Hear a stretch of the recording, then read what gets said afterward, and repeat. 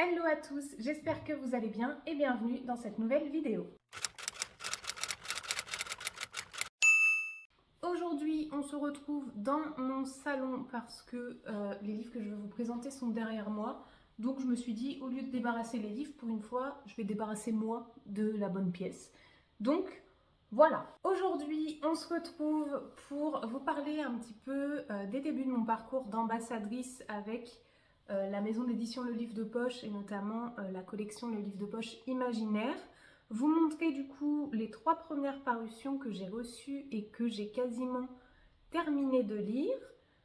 Vous parler un petit peu de la suite et je réfléchis si je découpe cette vidéo en 2 temps pour vous montrer la suite aussi des partenariats avec Verso parce que j'ai 2 livres mais je sais pas trop. Je vais voir parce que peut-être que je vais attendre d'en avoir un ou deux de plus pour vous faire une vidéo un petit peu plus complète. On va commencer par mettre les bases. Si jamais vous avez déjà vu ma vidéo où je vous parle un peu de mes résolutions, ou en tout cas de mes ambitions pour 2026, je vous en ai déjà parlé. Si tel n'est pas le cas, je prends 2 minutes pour le refaire. J'ai donc candidaté pour être ambassadrice Le Livre de Poche et il y avait plusieurs catégories. Et moi, vous savez que j'adore l'imaginaire, donc j'ai candidaté pour celle-ci et j'ai été retenue. J'ai été super contente parce que j'en lis tellement en livre de poche. Vous savez que j'adore les formats poche parce que c'est une économie et de place et d'argent, donc autant vous dire que c'est tout bénef. Le seul hic, c'est que tu dois attendre 1 an que ta parution grand format elle sorte en poche à peu près. Mais franchement ça va, hein, c'est faisable.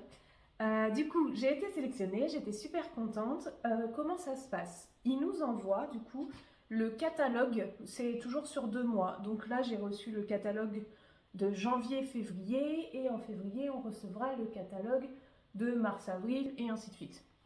Et en fait, sur ce catalogue, tu lis un petit peu les résumés et compagnie et tu sélectionnes ce que tu souhaites recevoir, sachant que nous avons un délai de 2 mois à date de parution du livre, à partir de la parution du livre, c'est ça, pour faire notre chronique. Voilà. Et on reçoit le livre à peu près 1 semaine avant sa sortie, quelque chose comme ça, 1 semaine, quelques jours avant sa sortie. En gros, les bases, elles sont là. Ça n'est pas un partenariat rémunéré, c'est-à-dire que quand je vous présente des livres, que ce soit n'importe quelle maison d'édition, pour moi d'ailleurs, je ne gagne pas d'argent. Voilà. Si c'était le cas et que ça vous intéressait un jour qu'on en parle, on le fera, j'ai pas de problème. Mais là, c'est 0. Mais par contre, je reçois les livres gratuitement, donc c'est aussi important à dire pour la transparence. Donc ça, voilà. Je pense que j'ai fait le tour des bases du partenariat avec Le Livre de Poche collection Imaginaire. Pour janvier-février, j'en ai sélectionné, je sais plus si c'est 3 ou 4, en tout cas j'en ai reçu 3, mais je crois que j'en ai sélectionné 4 et je vous montrerai, je vous mettrai une petite image du 4e quand j'aurai fini de vous parler des premiers. Mais j'en ai sélectionné 3 que j'ai reçus à peu près chacun 1 semaine avant leur parution et que j'ai lu, voilà. Et j'ai lu mais je vous ai pas fait les chroniques tout de suite. Souvent je vous en parle sur Insta, genre direct quand je les ai lus en story, mais les chroniques un peu plus travaillées sous forme de posts, sous forme de vidéos et compagnie, il me faut un peu de temps pour les travailler, les écrire et les mettre en forme. Et du coup je les ai programmées pour qu'elles correspondent au délai dans les 2 mois. Donc souvent c'est à peine 1 mois, enfin souvent, pour ces premiers ouvrages en tout cas, c'est à peine 1 mois avant après leur sortie, pardon. Je vous montre les livres parce que ça fait 400 minutes que je parle. Je vous les montre par ordre de parution et réception, du coup, parce que ça va ensemble. Il y a ces 3 ouvrages, voilà, si ça peut vous donner une petite idée pour le moment. Ils vont tous être là, du coup, dans mon salon sur l'étage du haut. Ça va être très joli, je pense. Le premier reçu, c'est Sirène debout, Ovide rechanté de Nina McLaughlin et c'est édité du coup chez Le Livre de Poche. Très joli. Il y a du vernis sélectif. Il est très très beau. J'ai été très perturbée par le résumé et j'ai adoré ma lecture. Mais genre, ça me pique le bout du nez, mais genre, c'était vraiment trop bien. On est sur les mythes ou les contes, je sais pas trop comment on dit, d'Ovide, donc tout ce qui est Galilée et compagnie, je sais pas trop, j'ai plus d'exemples en tête comme ça. Callisto, Écho, Méduse, Eurydice, bref, tous ces mythes-là, qui sont exprimés au goût du jour et qui sont exprimés du point de vue des femmes. Et c'est ultra intéressant en vrai. Chaque conte fait allez, 4-5 pages, je dirais 10 pages maximum, donc ça se lit vachement vite à chaque conte et du coup on peut s'arrêter quand on le souhaite, il n'y a pas de chapitre réellement. Et c'est vraiment du point de vue des femmes et sans minimiser l'impact des actions des hommes ou des dieux, souvent d'ailleurs, ou des demi-dieux, sur ces contes-là. C'est-à-dire que un conte où un demi-dieu aurait abusé d'une déesse, et ben c'est dit tel quel. Du point de vue de la déesse, il m'a... Voilà. Donc attention par contre. Trigger warning qui n'est pas écrit dessus, mais du coup je le dis plus. Pas sous 16 ans, peut-être 18, hein, mais pas sous 16 en tout cas. 14, je trouve que c'est... J'arrive pas trop à mettre les barres, mais 14, c'est short. C'est bien, je pense. Parce qu'on est vraiment dans le cru, on est vraiment dans... les termes sont dits, les violences sont décrites de manière très violente, telles qu'elles sont vécues par les personnages. Et voilà, donc attention là-dessus. Par contre, vraiment, c'est ultra bien écrit. J'ai vraiment adoré lire cet ouvrage.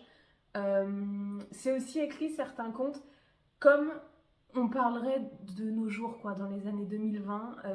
Il y a un conte, par exemple, où je sais plus laquelle c'est, mais elle est tout le temps en train de dire oui, genre, et du coup, le mec, non, mais je te jure, tête de ma mère. Je crois pas que dans les mythes d'Ovide, il y avait des têtes de ma mère, ou je te jure, ou genre, à tout va, mais du coup, ça rend la chose vachement intéressante et bah ouais, tellement au goût du jour que du coup, on se réapproprie l'histoire et le mythe, et vraiment, c'est trop bien. Il faut pas que je parle 4 heures sur chaque livre, ou cette vidéo va durer une éternité, mais celle-ci, pour à offrir à des personnes qui, du coup, s'intéressent au féminisme et lisent ce genre d'ouvrage, ou s'intéressent à la mythologie et veulent un autre point de vue, mais attention, très spécifique, je le recommande vraiment de dingue. J'ai beaucoup aimé ce livre-là. Le deuxième reçu est paru... Attendez, est-ce que j'ai mis les dates de parution? Non, je ne sais plus. Il est sorti en janvier. Le 16 janvier? Quelque chose comme ça? Il est sorti en janvier, en tout cas. Si je le retrouve, je vous mets par là. Et celui-ci est sorti le même jour en janvier aussi. C'est La maison aux pattes de poulet de Jenna Ross Nethercott. C'est chez le livre de poche collection imaginaire. Hop. C'est toujours de très beaux livres, par contre, pour le coup, le livre de poche, côté édition, ils sont vraiment chouettes. Je sais pas trop comment l'aborder parce que j'ai moyennement aimé. Voilà, c'est ça aussi de recevoir des livres qu'on a moyennement aimés. On est sur l'histoire du coup encore d'un mythe, donc ici le mythe de Baba Yaga qui est un mythe slave qui est reprise au goût du jour aussi parce que du coup on va suivre deux adolescents, un frère et une sœur de cette famille-ci qui vivent dans une Amérique un peu au goût du jour quoi. Enfin les deux ont leur portable, elle a fait des études en menuiserie ou ébénisterie, un des deux. Enfin, bref, c'est au goût du jour, c'est revisité, c'est remis au goût du jour, voilà, on va y arriver. Et en fait, l'histoire de cette famille, c'est qu'ils ont de base un cirque, un genre de cirque avec leurs parents, de marionnettes, et ils ont toujours fait ça toute leur enfance, etc. Mais maintenant, chacun s'est envolé de son côté. Et dans la famille Yaga, du coup, il y a à un moment, le frère et la sœur reçoivent des appels, et comme quoi il y a une arrière-arrière-arrière-grand-mère, désolée c'est le poil qui vient de s'allumer, qui vient de décéder et qui a légué quelque chose à ses arrière-arrière-petits-enfants. Et donc le frère et la sœur qui ne se sont pas vus depuis un petit moment vont se revoir pour voir ce qui a été légué et enfin c'est dit dans le résumé, c'est sur la couverture, c'est cette fameuse maison qui a été léguée.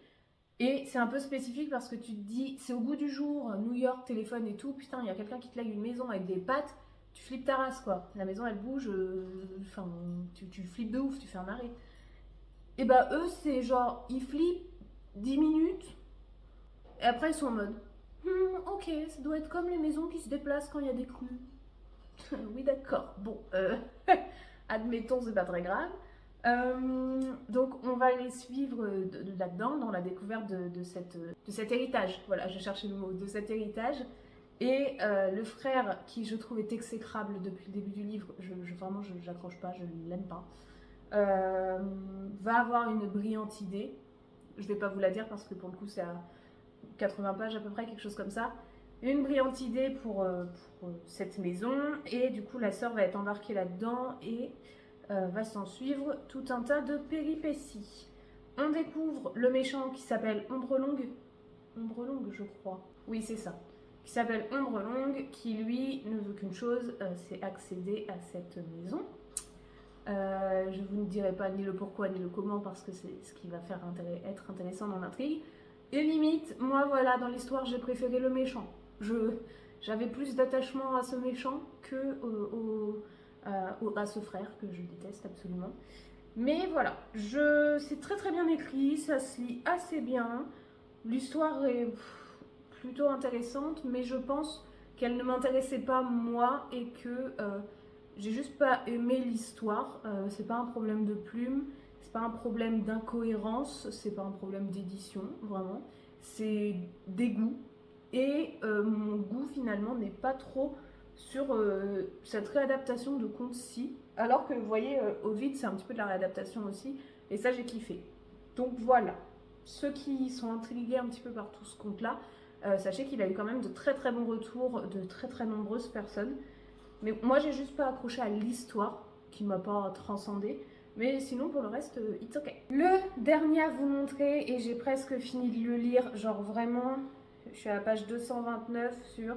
Ouais, même pas 250, autant vous dire que je ferme la vidéo et que je termine ce livre, et je pense que ce sera mon premier coup de cœur 2026. Il est donc paru en février, il s'agit de Les Sentiers de Recouvrance de Émilie Kerbalek, édité toujours chez le livre de poche imaginaire. Et lui, il est sorti pour la première fois en 2024. Je vous montre parce qu'il y a toujours du vernis sélectif et je trouve ça très très joli. Il a eu le prix Julia Verlanger, je ne sais pas. Et dinguerie, ce livre, dinguerie. On est en France, voilà, et sur un monde où c'est notre monde actuel, mais quand même le réchauffement climatique a fait des siennes et il fait très chaud. Enfin, tout a été bouleversé. Il y a beaucoup de références justement à des choses qui sont mises en place avec ce réchauffement au niveau de la nature et tout, qui sont ultra bien insérées dans le texte. Enfin, vraiment, là-dessus, waouh, je trouve que c'est incroyablement écrit. On va suivre Anastasia, donc Nas dans le texte, et Hayden, qui sont deux adolescents qui ont chacun des histoires de famille différentes. Notamment par exemple Nas, elle est très très proche de son père, ils font plein de trucs ensemble, et Hayden, lui, pas du tout, son père il peut pas se le voir, donc voilà, à titre d'exemple. On les suit donc chacun de leur côté, un chapitre sur deux, c'est le point de vue de l'un, le point de vue de l'autre, le voyage de l'un, le voyage de l'autre, et les chapitres sont très courts, enfin assez courts, ce qui fait que ça rythme vachement bien le texte, on s'ennuie pas, et vraiment, enfin là-dessus j'adore. Donc on va suivre Nas qui va prendre la route suite à un événement tragique pour un petit peu se retrouver dans autre chose, et Hayden la même chose, mais lui suite à une bêtise qui va prendre la route pour essayer de se retrouver. J'ai adoré suivre leur parcours, les 100 premières pages, chacun se dirigeant d'un côté, croisant des gens, vivant des expériences et compagnie. Et bim, à la 100e page, à peu près 100-120, retournement de situation de ouf, le genre de truc, et en plus l'autrice elle nous a amené ça d'une manière tellement smooth, enfin ça s'enchaîne, c'est sublimement fait. Hein. Et du coup c'est le genre de truc ouais, où tu relis tu lis cette page qui te retourne le cerveau, et tu te réfléchis toutes les 100 premières pages que tu t'es lues, et soit ça passe, soit ça casse, dans le sens où tu te dis ah putain, pardon pour le gros mot, il faut tout que je réfléchisse et que je revoie différemment, ou soit c'est bien fait, et là c'est super bien fait, et tu te dis oh, ok délire, et tu continues ta lecture et ça coule tout seul, et là c'est le cas, ça coule tout seul, donc c'était magique. Je ne vous dis pas quel est ce retournement parce qu'on est à presque la moitié du livre quand ça se passe, mais c'est vraiment juste pour ça, celui-là pour le coup foncez, c'est sûr, hein, je le préchote avant les 10 dernières pages. C'est mon premier coup de cœur de l'année. J'adore. Je ne connaissais pas cette autrice. Je crois qu'elle a écrit de la fantasy aussi. Ou, enfin, en tout cas, il faut que je regarde. Mais il faut que je regarde. Genre, vraiment, sa plume, j'accroche de ouf. Ses persos, les émotions et les ressentis sont exprimés de la manière la plus juste possible. Moi qui travaille dans le social, si jamais parmi vous il y a des travailleurs sociaux, c'est d'une grande justesse quant au ressenti de ces jeunes par rapport à ce qu'ils vivent, et ça j'ai trouvé ça assez bien fait. parce qu'on peut vite aller dans les dérives ou dans les clichés sur un jeune de cité, sur une jeune de campagne, gna gna gna gna. On se sait, on connaît, en tout cas pour ceux qui travaillent dedans, on le voit aussi. Mais là, je trouve que ça a été mené avec brio. Donc je vous recommande 1000 fois cette histoire si vous ne connaissez pas. Et en plus c'est très court, hein. Enfin c'est très court. Oui, c'est un livre qui fait à peine 250 pages, donc c'est pas un ouvrage aussi gros que... Lui c'est 400 ou 600. 600. Donc on n'est pas du tout sur le même bail. Donc si vous voulez un petit livre avec une histoire touchante qui mêle nature, écologie, parcours de vie, social, et ben je vous la recommande 1000 fois. Et le dernier, je vous l'affiche juste ici, c'est un livre qui est déjà paru parce qu'il est paru en 2024, 25, je ne sais plus, que je vais recevoir au mois de février pour me lancer dedans et pour voir si je sélectionne cet ouvrage, enfin la suite de cet ouvrage dans les mois qui suivent, qui va paraître. Donc je vous le mets juste là, il s'agit, je crois, d'une romantaisie ou en tout cas d'une fantaisie et bah on va voir. On va voir, je ne sais pas que vous en dire de plus parce que je ne l'ai ni reçu ni commencé à lire pour l'instant. Mais celui-ci va paraître aussi, donc dans tous les cas, abonnez-vous à mon compte Instagram que je vous mets juste en bas. Parce que dès que je reçois un livre, ce qui est sûr c'est que je vous le partage direct et je vous en parle tout au long de la lecture dans les stories. Donc si vous voulez vraiment savoir où j'en suis et mon avis à chaque jour, chaque heure et chaque avancée de livre, c'est là-bas qu'il faut aller. Bon, je ne vais pas découper cette vidéo en deux parties comme j'avais pu le dire, ou alors j'ai coupé, je ne sais pas, en début de vidéo parce qu'on est déjà sur un peu plus de 15 minutes et comme je fais que parler, on va s'arrêter ici. Et du coup, on va garder cette vidéo consacrée aux livres de poche et je vous ferai des vidéos sur les autres partenaires quand j'aurai reçu un petit peu plus de livres parce qu'une vidéo sur un seul livre, c'est un petit peu short. Et on va plutôt la jouer comme ça. Voilà, n'hésitez pas vous à me dire en commentaire si vous avez déjà lu ces livres, même si c'était quand ils étaient en grand format, parce que ces histoires du coup sont déjà parues. Si vous avez prévu de les acheter en poche, je sais que sur Insta, la maison aux pâtes de poulet, il y en a 2-3 qui m'ont envoyé un message comme quoi ils l'avaient commandé à leur libraire en poche. Donc je sais que parmi vous, il y en a. N'hésitez pas à mettre un j'aime, à vous abonner, à partager, enfin tout ça, ça soutient mon travail de dingue. Et moi, sur ce, je vous souhaite bonne nuit, joyeux Noël. Bonne fête des mères, bonne fête des pères, joyeuse Pâques et à très bientôt pour une prochaine vidéo. Ciao!